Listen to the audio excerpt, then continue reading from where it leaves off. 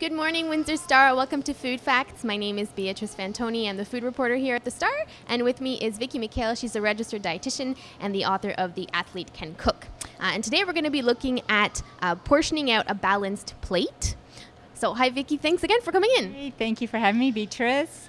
So now, sometimes we hear a lot that, our plate should be 1/2 vegetables, 1/4 grains, 1/4 lean protein. But what does that look like? Especially because a lot of us don't eat sort of dishes that are divided like pie charts. Exactly. Well, if we're looking at what you were describing, it would be basically one piece of a chicken or meat or pork.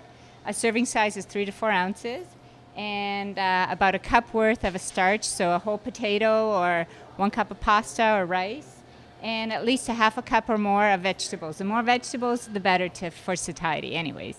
And then what happens, though, if we're eating dishes that are sort of combined, like casseroles or pasta dishes? How do you know if those are balanced? Well, I tend to look at who's cooking. And let's say you buy a package of lean ground beef and it weighs 1 pound. That should give 3 to 4 servings in that dish. So if you're making pasta sauce and you're using a pound of meat into it, then we're looking at that sauce as being 3 servings of protein in that dish. So you're basically doing a little bit of calculating ahead of time, even though it might not look sort of like the pie chart on your plate. Exactly. I now show us a bit. I see that you've brought props in kind of to show proper portioning and some changes over time. Yes. Well, if you ever go into your grandmother's china cabinet, you'll see that what they used to use for a dinner plate would be something like this. That's really tiny. That's more like a salad plate or a dessert. You mentioned a dessert plate.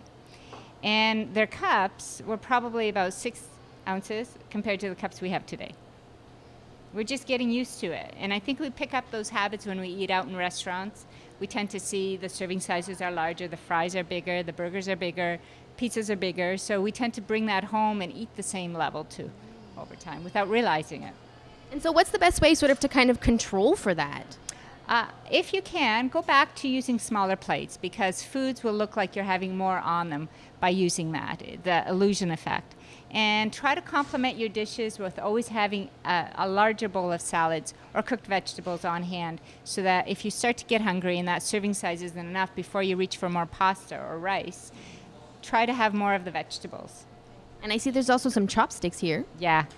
For those of us who like to eat very fast and it's difficult to slow down, try practicing using chopsticks because it'll force you to pick up smaller bites at a time and be more conscious of what you put in your mouth. So really, you could eat anything then with the chopsticks. Try it with anything? I guess. All right. Thanks so much for coming in, Vicki. Thank you for having me, Beatrice.